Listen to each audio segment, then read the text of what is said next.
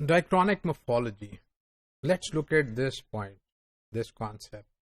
When we look at something at a certain point in time, we are making a synchronic study. But when we are making a diachronic study, we mean that how it has developed over time, right?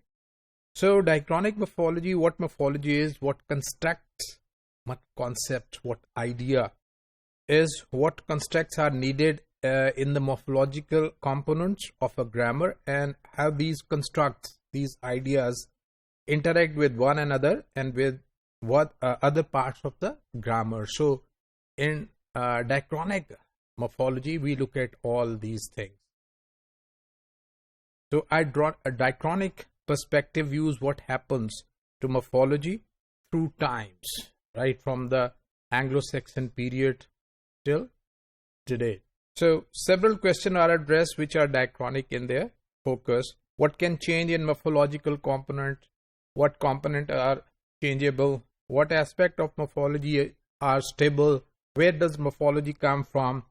We look at the different units, different roots of the word, and find them belonging to different languages, different regions, in different periods of time especially. So what triggers change in the morphology, right? So if we take up some text, like let's take from the first period of English, we find it written very differently the way it is written nowadays. If we take any text from the second period, we find it very different. During our discussion on morphology, we cited some text from Bible especially, which clearly tells us that how over the year English word, English morphology has changed. So is a general theory of morphological change possible? So can we make a theory on the basis of the changes that have taken place so far on what we have or what we have studied or what we have seen during these times? So moreover, though through the answer given to these questions, especially in the first two, several examples of various types of morphological change are presented. We have seen them, what can change, what aspect can change, how changes put into the word, whether it's the morphological, whether it's the syntactic focus that changes the word, or it's the semantics that changes the word. So what is stable and which part of the word have been stable throughout the ages? So morphology is subject to change, as we just said that words belonging to different eras of English language, they have gone through certain changes. So one realizes that regular sound change can alter the shape of morphs without concern for the effect of such a change in pronunciation or the morphological system. So we see that sometimes the pronunciation remains stable, but the morphs change, or morph changes and pronunciation also changes.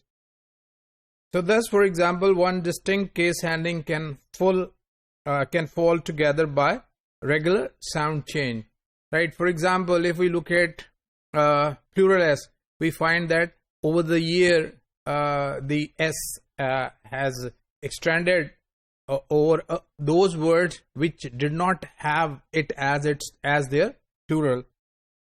A change in the realization of number marking alone can be seen in the similar case of nominal case of the nominal plural marker S in English, for it has been spreading at the expense of other plural markers for centuries. For example, other plural marker N for ox and oxen, we know that N is a plural marker, and there are certain other markers as well.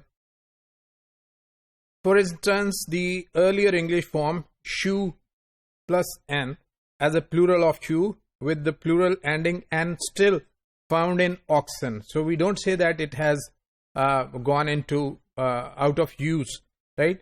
Has given way to shoe plus S. Now we know that to make it a plural noun, we add S instead of N, right? So with most frequent and indeed default plural ending s. So s become a sort of default plural ending.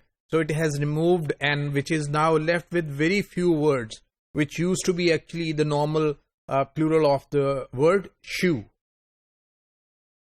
The marker has not passed from the language altogether. We still find it in Oxon, as Oxon shows, but the domain of a particular marker has come to be more and more restricted, and that of another has expanded. So one plural marker has been restricted and other has expanded. Thus, it is possible to argue that such perhaps most language change has a morphological or morpholexical basis, or at least has some morphological involvement. So this change is morphological or morpholexical based, right? So morphology somehow works into this change. Such a view would then provide some diachronic justification for the importance of morphology in language in general, and thus for a morphological component in the grammar of a particular language. So when we look at such changes, we look at the morphological involvement of changes in English and many other languages.